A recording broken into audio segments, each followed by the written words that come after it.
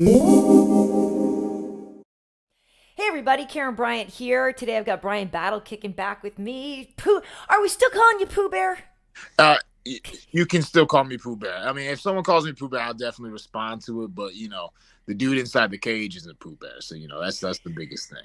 That's right. That's right. You've been incredibly violent inside the octagon, um, and we're looking to see you back in action at UFC Vegas 88 against Ange Loosa. So, I actually, or you're supposed to say Ange Loose? I think we're not supposed to pronounce the I A at the listen. end. His first name and last name keep messing me up. You know what I'm saying? Like it's something I try not to say his name at all. You know what I'm saying? Just like it's almost like I want to hear him say it because I've heard different people say it different ways. So it's however you say it is the right way to me. To be honest. Yeah. Yeah, and I'm saying that like because literally we go through so many names at work, and I'm trying to Yeah. remember, like all the name files I've heard, and I'm pretty sure it's Ange Loose. I don't think we're supposed to say the part too much, but yeah. At any rate, another tough fight for you. So what do you make of the matchup? Um. You know, it's a like you said, he's a tough guy. You know what Yeah. I'm saying? Really tough guy. Explosive, brings some things to the table. His wrestling looks like it's getting better every fight, you know what I mean? But it right now, I'm just like not concerned about him because I just feel amazing right now. You know what I'm saying? I feel like I'm gonna go in there and do things to him that no one's ever done to him before. So I'm excited about it.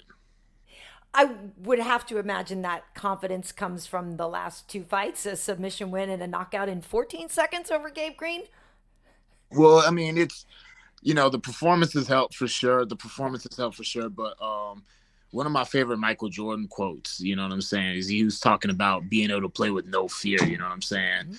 Mhm. Um, and he said that came from his preparation. You know what I'm saying? Because he prepared so much, he knew exactly what he could do. You know what I'm saying? So fear comes from the unknown. You know what I'm saying? So it's when you know exactly what you can do, that takes away a lot of unknowns. And it gives you a lot of confidence because you can do certain things.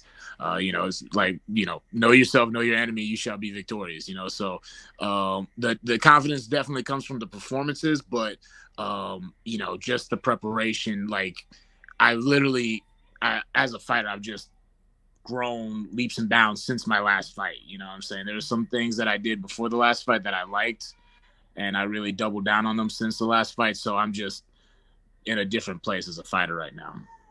Well, you've already grown so much just from the Ultimate Fighter. Yeah. It's Yeah. incredible to see what you've done. So what is it then? You're still working in Carolina, right? Where you are, you've still been training at home, right? So what is it?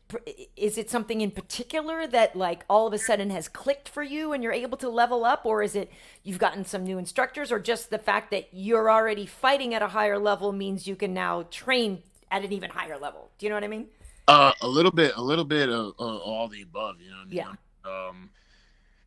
Like strength and conditioning. That was something where as I got into the UFC and I could afford doing privates, I would do Hmm. 2 sessions outside of camp a week, and then 3 sessions a week inside of camp. But I was, like I said, I was liking how those sessions were going. As soon as I got back from the last fight, I took a week off, and then I started doing 4 sessions a week since the Oh last wow. fight. So out of camp and in camp. So just like athletically, I'm just in a different place athletically. And there's numbers to show that, you know what I'm saying? It's not just me saying that based off feeling. Like we literally have numbers to show the improvements that I've made athletically. And when you improve athletically, it kind of helps your technique a little bit. You know what I'm saying? Like For sure.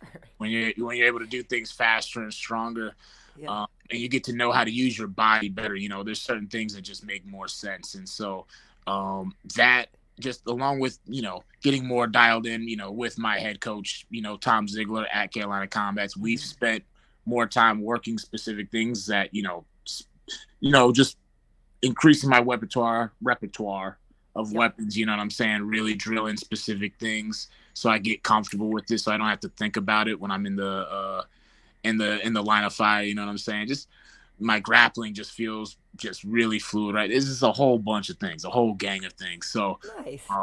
right now, I'm looking forward to making a statement against Mr. Loose. You know what I mean? And being the first person to stopping them, and then getting a little bit more of a high profile fight after this.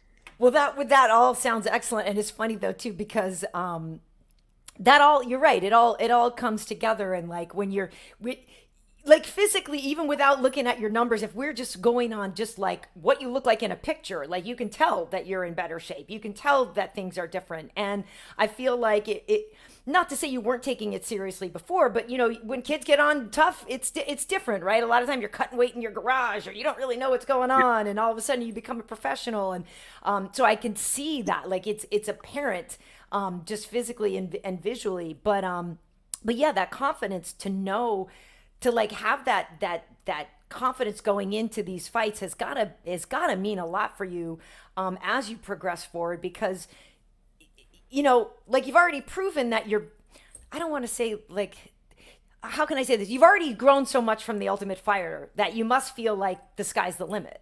Mm-hmm.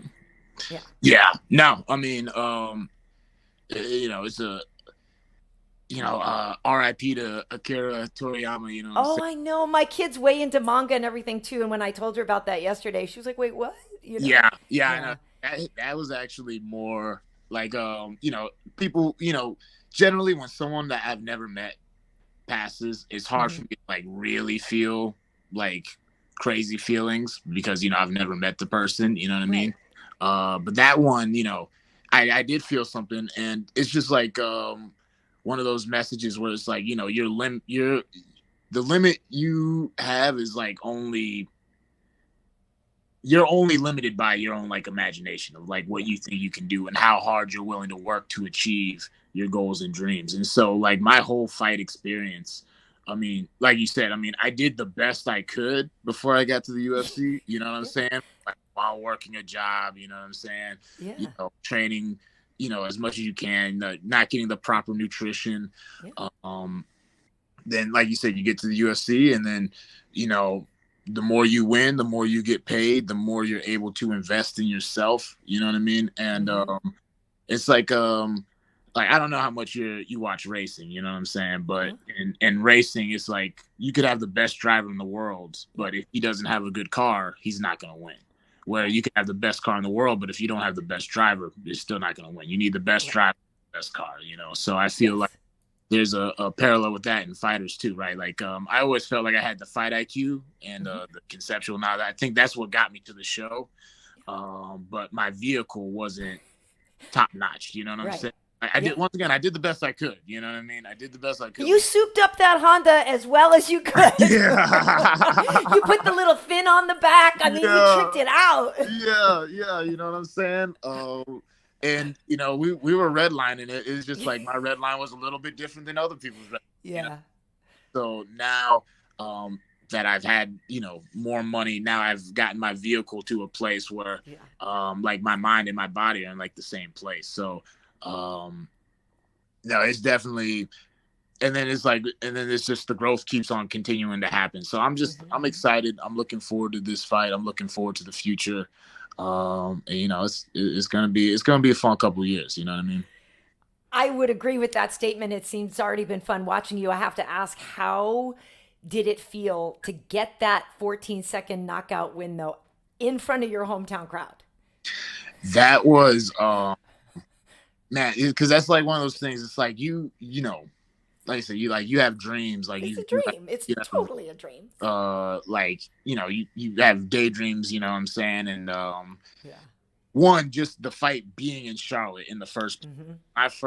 I took the fight short notice, but this location still hadn't been announced, and Right. so when they announced that it was going to be in Charlotte, that was crazy.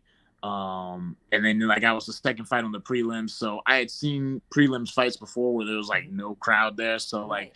I was expecting a little something, but when I walked out and it's almost at full capacity and everyone's going crazy, and granted, this is my first time not fighting in the Apex since COVID. Like Right. in a Oh couple my God. of COVID, so like I had been fighting in front of really small crowds, and so to go in front of a crowd that big, I just didn't know what to expect, and so everyone's going crazy. I'm like, is this what it's always like fighting in front of a crowd? Then I listened to the commentators afterwards, and they're like, this is crazy. So I was like, okay, I guess not. But Yeah. and then like that was almost like a little bit like that right hand I hit him with. That was all of Charlotte in that. You know what I'm saying? Like everyone's energy, Yeah, all yeah. of it all came out there. You know what I'm saying? Once again, it was just something where I felt super sharp. And he came in crazy. Like there's no reason he should have came in like that. You know what I'm saying? But no, to land that punch, it was there's not really any like words to explain, you know what I'm saying, what it felt like in that moment. It's still something where if I like go back and watch that clip to this day, I'm like, I can't believe that actually happened like that. You know what I mean? Like I knew I was gonna win the fight, but for it to happen like that, like you said, in front of all my people in Charlotte, that no, that was incredible. Incredible. Well, and I was just watching it again before we spoke because I wanted to get a reminder of that, and then I was like, "Oh, sweet Jesus! Oh my God!" Like, Yeah, yeah, yeah. and like, yeah, Gabe came in guns a blazing. Like you had no choice but to fire back like that. You know what I mean? And so when you think about it, it's like maybe that was his thing. He was like thought he could overwhelm you quickly. You know, while you were still basking in the clapping of your fans, maybe he thought he could blast you or something. Then it didn't work out, but you could kind of see like your whole body's vibrating after that just watching you celebrate that. Like you could tell like yeah, like your whole system is like what the hell did I just do? Definitely something like you can keep me like you can see me keep trying to pump up the crowd because it's like you don't want it to end. Right.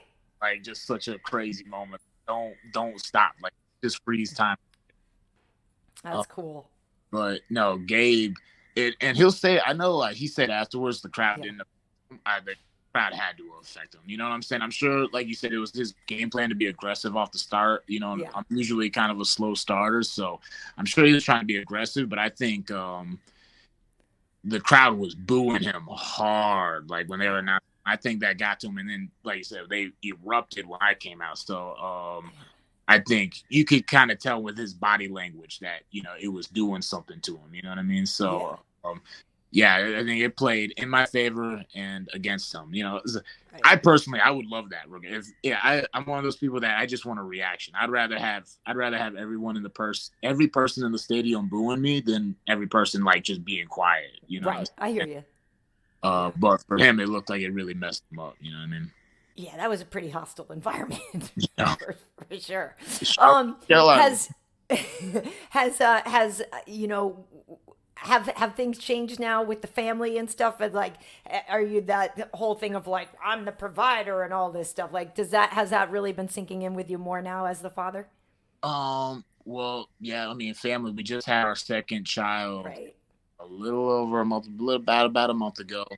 So that's been really crazy just to like adjusting to that. Yeah. But really, it's just like a luxury. You know what I'm saying? That we have more freedom. You know what I'm saying?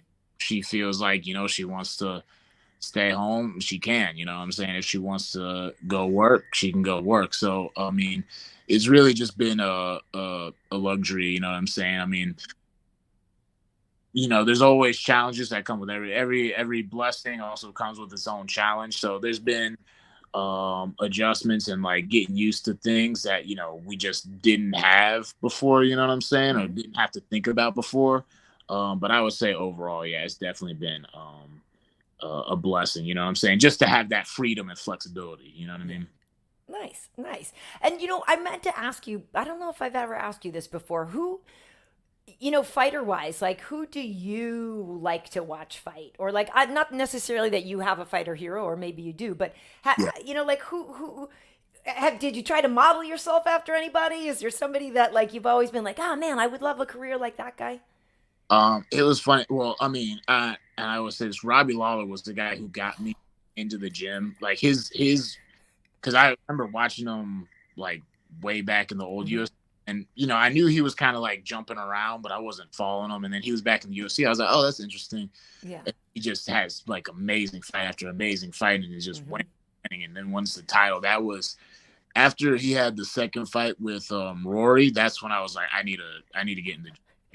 Just like not necessarily that I was gonna model myself after him, but and it's funny. I was actually kind of thinking about something funny because my first amateur fight I got knocked out, right? Okay. But leading into that, Cain Velasquez was really like back in the early days. Cain Velasquez was such an inspiration to me. Yeah. And I was fighting heavyweight in this fight, and the dude, Just crazy. he was 260 pounds, but he had protruding abs, and he looked like if he hit me one time, I would like my head would fall off. You know what I'm saying? And so, I'm nervous, but in my head, I'm Yeah. like, what would Cain Velasquez What do? we And but I didn't fight anything like Cain Velasquez. I fought more like Wonder Boy. I don't know what happened in that fight. I just turned Okay. karate guy and I got knocked out. but Oops. no, I mean probably. I mean, long answer to a short question. If I go Yeah. back and watch anything, probably Anderson Silva and GSP. Like Nice. just the old faithful. You know what I mean? Nice, nice. Those are all, but all look at all the people you just mentioned are all quality people. But Robbie Lawler is one of those guys that when I, first started covering the sport, he was somebody that was doing so well, and so he was somebody that I spent time around and covered a lot of his fights. And yeah, I mean, instantly a Robbie Lawler fan and forever a Robbie Lawler fan. Yeah. Yeah. What a Um, what a legend. what a G. Yeah, just yeah, It's, yeah, I follow him on. There's not a whole lot of fighters I follow on Instagram because I try to yeah. work. It's like if we meet each other, we'll be colleagues. But I try not to I follow him on Instagram. You know what I'm saying? Yeah. Like, and I did see because he's at Kill Cliff with Ange. You know what I'm saying? Yeah. I was scrolling. I saw he had a clip where he was coaching Ange, and I was just like, Hmm. you know what I'm saying? I was like, go, Robbie. But I do Oh, well, and last thing I got to ask you because the blonde hair has been working for you, the short hair has been working for you, but we were related with the hair, Bryan, the light Yeah. skinnedness and all of that good stuff. So, is it I mean, I'm sure certainly it's easier to deal with in fight camp and all that stuff. Is it the type of thing where we're just sticking with the blonde while it's still working for you? We're sticking with the blonde while it's still working for me. Something. It's like this is just like in fight camp. I got to get it Yeah. touched up a little bit before I go to Vegas. But yeah, like especially man, it's like my hair before meant so much to me. Uh-huh. Such a like an emotional, like it was like as emotional as it was like anything else. So like when I Hmm. cut, like maybe one day, but it's like I have to. It's almost like a bad breakup. Like I have to like emotionally prepare myself for like getting invested into my hair again. You know what I'm I saying? get And it. getting back into it. But yeah, I know right now we're gonna keep the vibe, the juju going with the blonde thing. I like it. I like it. It's working for you. Awesome. Well, look at you will be back in action. It's the on the at UFC Vegas 88 when Tabura and Tuivasa are throwing down. Do you have a prediction for the main event? I mean, you used to fight heavyweight. Who's taking that one? That could have been a tongue twister what you just did. I was like, and that one I'm taking Tuivasa. You know what I'm saying? Goes back to my tough days. I Yeah. feel honorary Australian. You know what I'm saying? So I always got to go for those New Zealand Australian boys. You know what I mean? Nice. He's a good. That man is a walking good time. By the way. He looks like it. I'm definitely trying to like. Oh, what's up? What's happening? What are we doing after the fight? You know what I'm saying? Just to, Yeah. you know what I mean? I might have to tag along. You know what I'm saying? But we'll see. Yeah. We'll see. We'll see. Well, awesome.